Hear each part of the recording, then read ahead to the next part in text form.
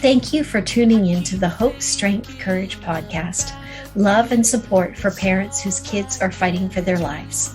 A weekly podcast created to support parents and caregivers of children diagnosed with cancer, where you will find resources collected to help you face each day with hope, strength, and courage.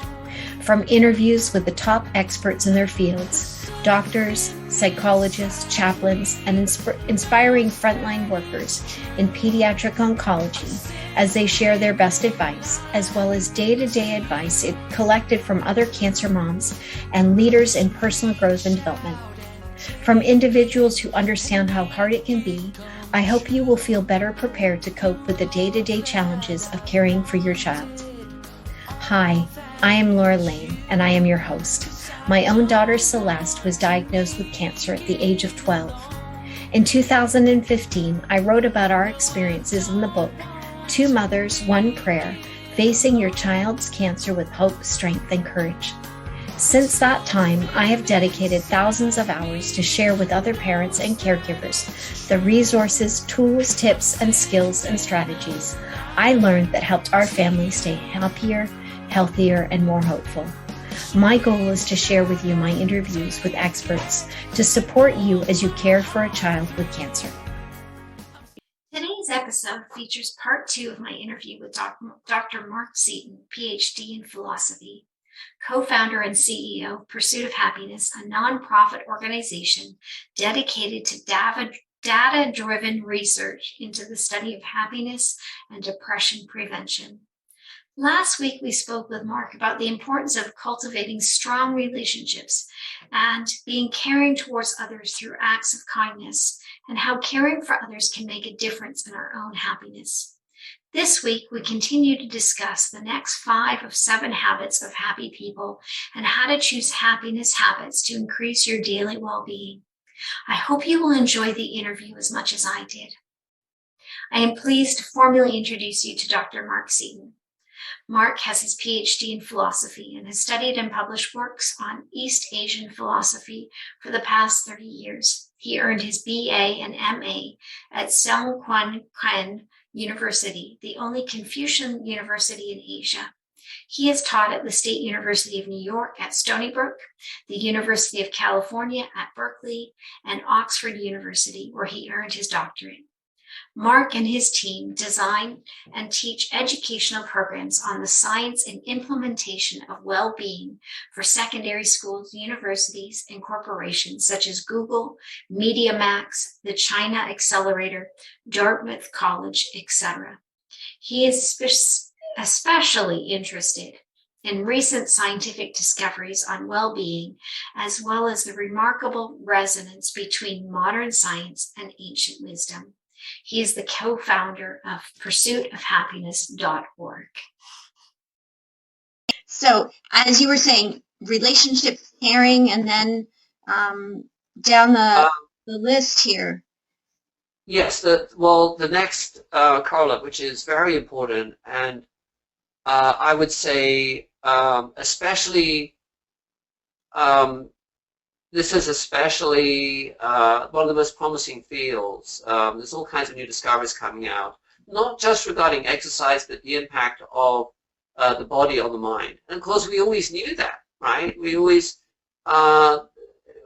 known that. Our mothers have been telling us this for hundreds of years, but now we have very clear scientific proof that not only exercise, but also exposure to sunlight, food, all these things that are good for our body have a very significant impact on our mind. Mm-hmm. And there seems to be pretty convincing evidence now that doing aerobic exercise at least 3 times a day is probably as effective, if not more effective, than antidepressants. Mm-hmm. But I hesitate. I would hesitate to say one is better than the other. It's probably, in some cases you might have to do both. Right. Yeah, get as many of those as you can, then the better, right?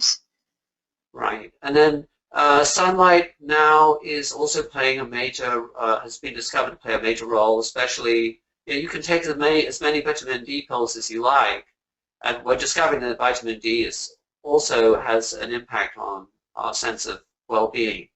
But you can take as many vitamin pills as you like, but the problem is our body doesn't absorb vitamin D easily. It's the sunlight that enables us to, absorb it. And also another thing, an interesting thing about sunlight is that some people who are deprived of sunlight get what we call SAD, STAD, which is seasonal affective disorder. And it's one of the most funniest abbreviations. Well, it's not funny. It's actually quite dramatic, but it's very easy to remember. Seasonal affective disorder can be abbreviated as the word SAD. And we used to think that only a very small portion of the population became depressed in winter. But now it seems that at least 30% of the population are significantly affected by the weather. And we've also discovered that being exposed to sunlight in the morning, or just daylight, going out, getting out of our chair, getting off the computer and just walking in the garden or walking on the street, especially early in the morning after waking up, can have a significant impact on the whole of our day. Oh, terrific. There's food as well, but if I talked about food, I would go on forever. Right. So what can you tell us about flow? And so flow is all about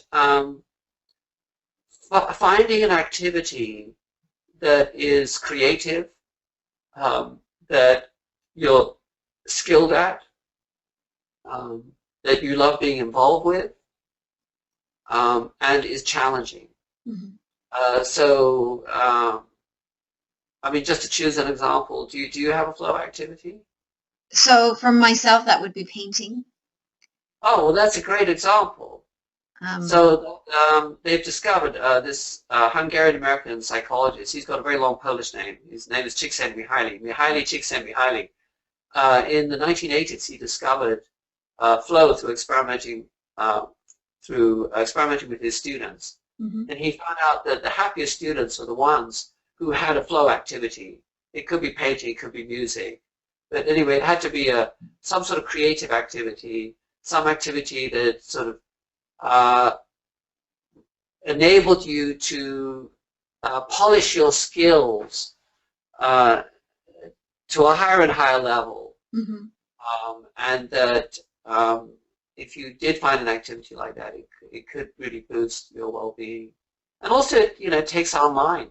Yeah. If we have worries or problems, flow activities are great for taking our mind away from those concerns. So for me, I love to paint, and I do abstract acrylic painting, but I love to put music on while I'm painting. And so it feels like my hands are dancing on the canvas. That's just the texture of the different paints, and I actually use my hands. I don't use brushes. I use different tools and implements to move it around, and I throw the paint and just get my hands in there, get all dirty, and put some just incredible music on. And it's like it's this partnership that I'm having with the paint and the canvas, and it's an incredibly expressive, fun, for me, that really does flow, really does describe it. Yeah, my flow is talking about happiness and teaching about happiness. I just forget about the time. I don't know how long we've been speaking. All our listeners are probably falling asleep by now. So, well, all of this has been terrific. The next question, maybe we'll quickly cover those other two topics, virtual engagement and meaning. So a spiritual engagement means more than simply being involved in a particular religious activity. Spiritual is, in the broad sense, can be interpreted as feeling a connection between something bigger than ourselves. So we found out that anyone who regularly participates in a group activity that has a spiritual dimension, and it could be a religious activity, it could be, the Society of Tree Huggers, or, it could be yoga. But we found out there's a very significant difference in the level of well-being between people who are involved in that kind of activity as opposed to people who are just involved in a bowling association or a chess club or something like that. Well, that will do you a lot of good too. And meaning is very important, finding meaning. And it's when you lose meaning, that's when, that's a sign of depression, is when we feel that our lives are meaningless. So finding meaning is extremely important.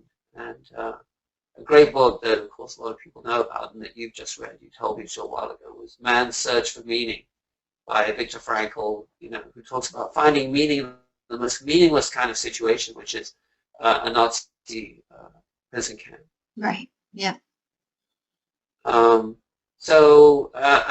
Strengths is the next, we say correlative happiness, or next habit of happy people, is also extremely important, the ability to find our strengths. And that might take a long time, many teenagers still haven't discovered what their strengths are, but when we discover our unique strengths, so for example, let's say you discover that you're patient, let's say you discover that you're very patient. And let's discover, that you discover that you're a caring person. Maybe being a teacher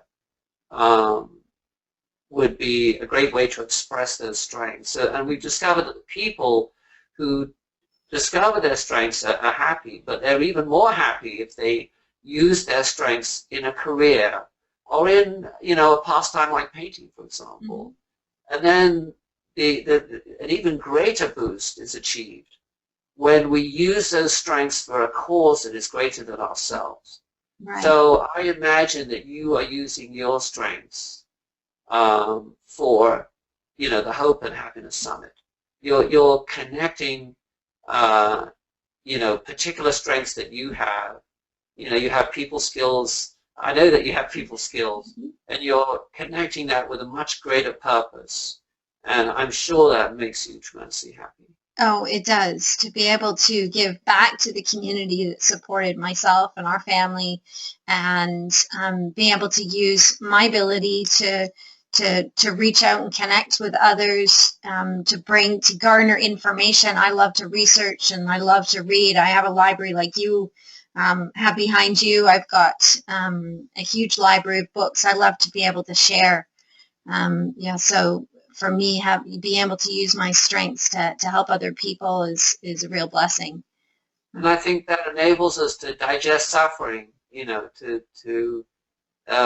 enables us not to put suffering under the carpet. You know what I mean? It's and you especially, you're using just an unbelievable experience, and you're turning it into something productive. You're turning something meaningless, seemingly meaningless, into something extremely meaningful, and that makes a huge difference. Yeah. The other day I was going through customs to take books into the United States to mail them off, and the customs officer asked what it was that I had, and I explained I'm an author and I have a book, and I told him about my book, and then he asked about my daughter, and I said, well, she passed away in 2013, and he said, I was sorry. I'm like, but this now gives me an opportunity to talk about my daughter to my heart's delight. I can tell the world about her. I can brag about her through my book, which gives me a great deal of happiness to be able to talk about her and to give meaning behind what has happened to her, that if we can bless other people's lives through her story, then that gives us it gives meaning to what we went through. Right. I can't say that I've been through, I can't imagine, what it was like. I know that, the 15 years of depression I went through were meaningless to me. I would ask the question, why am I going through this? What's the meaning of all this? And then, when I discovered that, oh yes, I should have, if I'd done this, I would have been happier. Or if I wasn't doing this, and so basically, I guess my motive is, I don't want anyone to go through the same suffering I did. And that gives meaning now to what you went through. You can see a purpose behind it, that all of that experience allows you to relate to an incredible amount of people who need your insight. Yes, and I learn in the process, and in this conversation too. Yeah. So finally, I should proceed to the final habit of happy people, which is a big one, which is about positive emotions and also mindfulness. Talking about positive emotions, it's a tricky thing because happiness is kind of like a salad. Depending on your personality, depending on the situation you're in, one of these habits that I've been talking about can be more effective than others. Mm-hmm. So for some people, being able to switch from negative feelings to positive feelings is an easy task. For some people, it's very difficult, especially if you've been through a life-changing tragedy, and someone tells you, don't be sad, be happy. You feel like slapping them in the face, right? So it depends on your situation.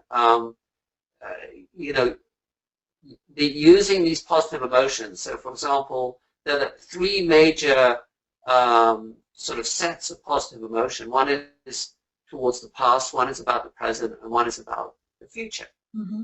And so the most effective emotions, according to the research, are feeling gratitude about the past, things that we are grateful for on a daily basis. Mm-hmm. Then appreciating what is happening in the present. Being involved in the present is very important too. And then feeling hope for the future. Finding something about the future, that we can feel hopeful for. Yeah. So, my mother has, Alzheimer's. So what I think about is, science is rapidly developing. Maybe, we'll discover something that can bring more comfort to Alzheimer's patients. Mm-hmm. So, trying to turn negative thoughts into positive thoughts is very important. I would say that for people going through a traumatic experience, mindfulness can be very effective. Mindfulness is, it began with Buddhism, but now mindfulness is way bigger than Buddhism. It actually didn't it began with Hinduism. Mm-hmm. I think. And the Buddhists learned from the Hindus, but it's the whole idea about being able to focus on the present moment. And breathing is very important. Control the breathing. Mm-hmm.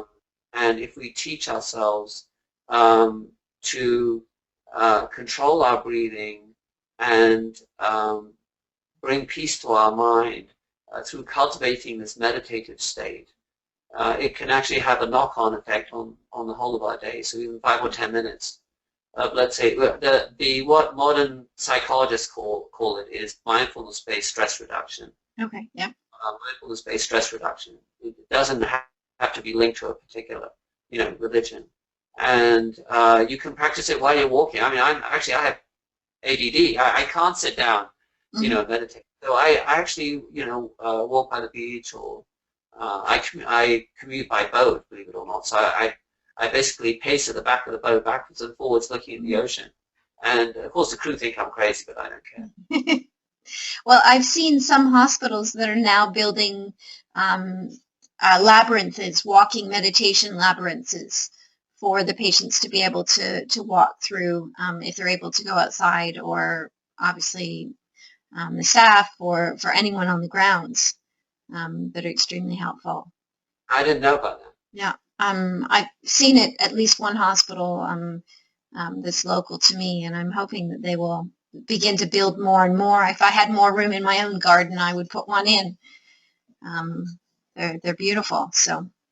Oh, mine's a labyrinth anyway. It's so messy. It's not messy, but there's a lot of different paths. Right. Oh, nice. Very nice. So which of these habits do you feel would be the most beneficial to children diagnosed with cancer and their parents to help them lead happier lives despite their diagnosis? I would say some are more difficult to practice than others in that situation. And I haven't been through that situation, so all I can do is to suggest ideas. I think, again, relationships are extremely important. The ability to encourage those children to be able to talk about how they feel, Mm-hmm. and give them the time to talk about as much as possible about how they feel. Some children are probably less prone to talking than others. Some of us can be introverts, in which case flow activity. Mm-hmm. Or, for example, physical exercise, as much exercise as they can do in that particular situation. Take them out into the sun, you know. I think those are very important things that we can do. Give them a flow activity. Probably, I would say all these habits that we've spoken about are important, but depending on the personality, and I think that's where parents can use their intuition. Mm-hmm. Depending on the personality of their child, you know, which habit would be more easy to practice. And they're great reminders for parents themselves who are spending weeks, months, sometimes even years on end at the hospital with their children to take those time out, go for a walk, get outside if you can, get someone to relieve you for a little bit. I know for myself, when my daughter was at Sick Kids Hospital, I stayed at Ronald McDonald House for 3 months. And on the nights that I was able to go back to the house to rest, I would go to their craft room at 10, 11 o'clock at night. I had some canvases and some paints that I would take down with me, and I would paint in the middle of the night in order to relieve some of the stress and have a bit of that flow for myself. So finding creative options. Today it's so popular for the coloring books, the adult coloring books. It's something that we can take in the hospital rooms with us, and there's so many more, I think, options than before. We just need to be creative and think of the fact that we have to take care of our own well-being if we want to be able to take care of our children. That we're no good to our children if we're sick as well, right? Well, exactly, and the only way you can really teach something is to practice it yourself. So I don't think, you know, it would be possible to teach a child about flow unless you've actually experienced the flow activity. Right. Yeah. So, and when, just to sum up everything that we've gone over, is there anything from your website you would like to direct people to? And is there a particular spot online? We'll obviously send them to the pursuitofhappiness.org. Yeah, I would say, well, you know, we're talking about, I think we're talking about going through probably a pretty intense period of suffering, of difficulty in people's lives. Mm-hmm. And, you know, the question of how do you turn that suffering into something, you know, meaningful, and how to take the edge of that suffering, you know. I mean, you know, I haven't been through that kind of suffering, but I've been through, you know, a pretty challenging period. And I would say that, yes, you can't promise someone that, you know, you're going to give them ultimate happiness in a situation like that.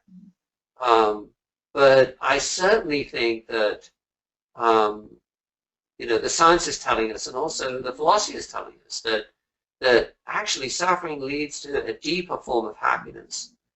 And I would point you to maybe 2 or 3 things on the website to read more about when you discover that show us that happiness and suffering are actually friends. They're not enemies. Mm-hmm. And I think the Dalai Lama once said, you know, the more we go through suffering, the bigger our hearts become, the more compassionate.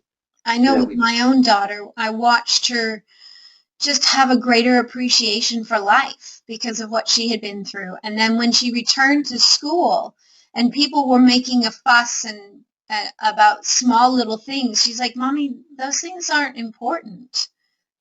She had such a larger perspective on life. She was much older than her years. It was incredible to see that growth within her.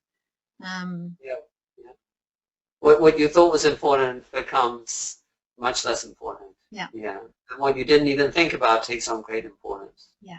But I would say that probably if you like videos, one of the most interesting videos on the website that's connected to the idea of transforming suffering into happiness, or meeting a particular challenge, and turning lemons into lemonade, is the story of Mali and Zhaijiao Wei. You can see this here. It's on the, if you go to the resources section on the menu, on the website menu. Okay. So you from probably here. see that on the top of the screen. And Yeah, the resources, right. And there's a drop down, and you go to teaching resources. Actually, it's more than teaching resources. You can use it personally. And then you'll see on that page this video. And it's a video of a Chinese couple, a Chinese dancing couple. And they won a prize. It's almost like America's Got Talent for China. okay. And the extraordinary thing about them is that she has no arm, she's missing an arm, and he's missing a leg. And especially, in those days, this is a few years back in China, missing an arm, missing a leg can have a devastating impact on your life in many ways, not just in terms of what you can do, but how you're regarded, how you're treated. And you'll see that they turned it into something absolutely mind-boggling. But I don't understand why they won the second prize. I think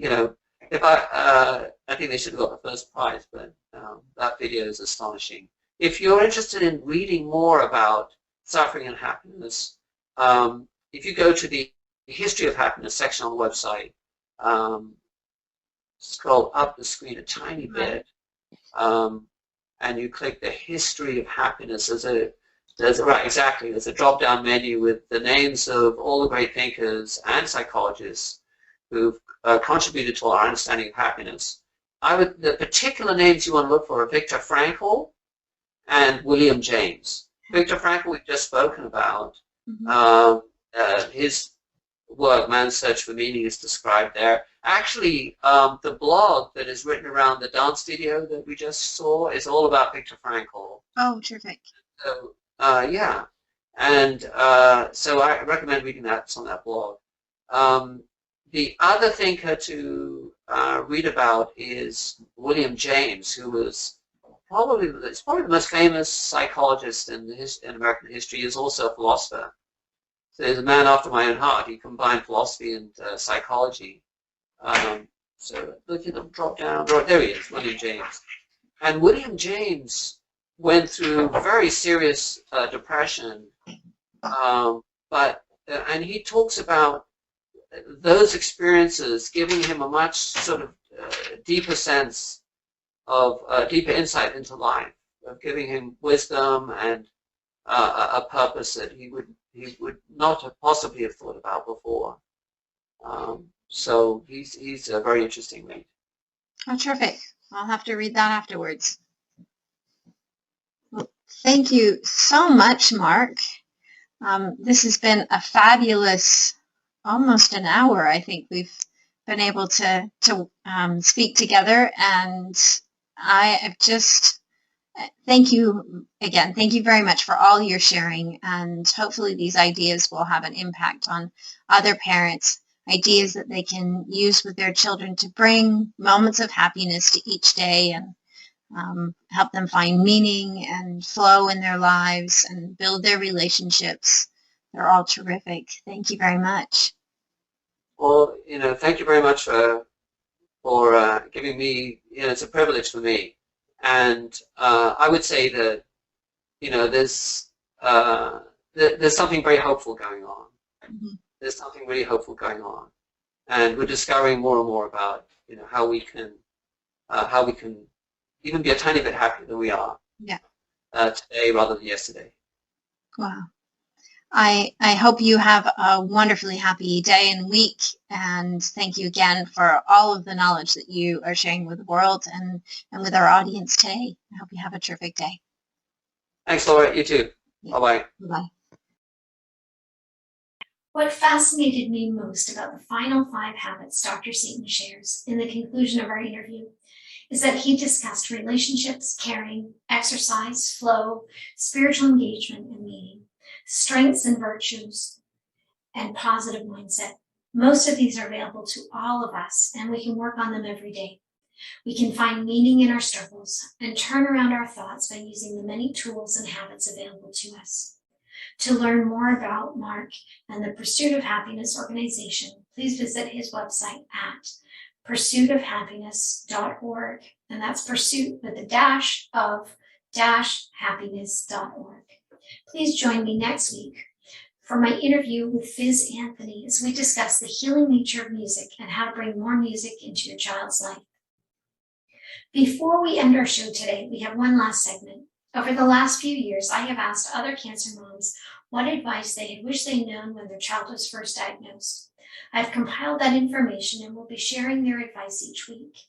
You can download the top 101 pieces of advice that I put together as a mini ebook at twomothers1prayer.com. Today's advice comes from Deanne. Don't underestimate the impact of the diagnosis on your other children. Even if they seem or say they are fine, they, the whole family really, will need support throughout. And her second piece of advice was keep a journal and take more photos, even on bad days. This is my biggest regret. I concur, Deanne. Thanks for sharing that. If you have advice you've learned along the way that you wish someone had told you weeks, months, or years earlier, I invite you to fill out the contact form on our website, twomothers1prayer.com, and I will be sharing your advice with our listeners on future shows. Thank you for taking the time out of your busy schedule today to listen to the Hope.Strength.Courage podcast. I look forward to sharing more experts and advice with you again next Wednesday. Please remember to take a minute to subscribe to the show. Thanks also need to go out to our Hope.Strength.Courage production team, which consists of my wonderful assistant Tracy Ogilvie McDonald, Andrew Braun at Braun Audio and Audio Geek, music by Fizz Anthony, social media support by Marie Constantino, and graphic design by Amy Hosmer. To learn more about myself, Laura Lane, and to order my book, please visit lauralane.ca.